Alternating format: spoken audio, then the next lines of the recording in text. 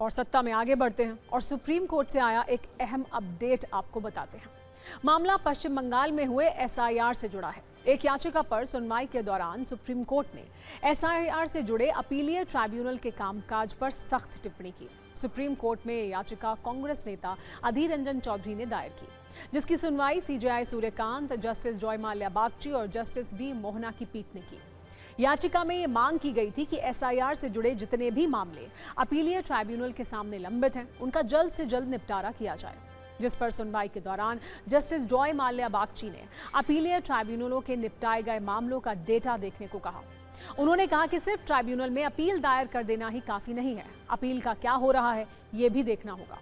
CJI Suryakant ने भी इस पर चिंता जताते हुए कहा कि जिस रफ्तार से काम चल रहा है उस हिसाब से सारी अपीलों की सुनवाई पूरी होते होते अगला चुनाव आ जाएगा।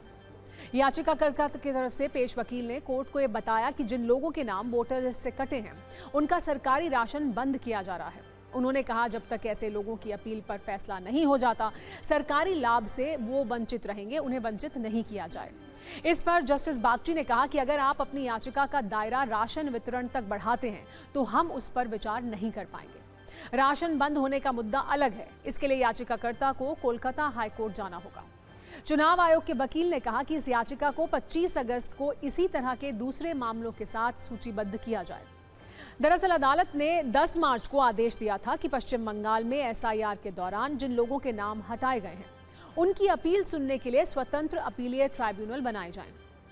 ये मामला उन्हीं अपीलीय ट्राइब्यूनल के कामकाज से जुड़ा हुआ है।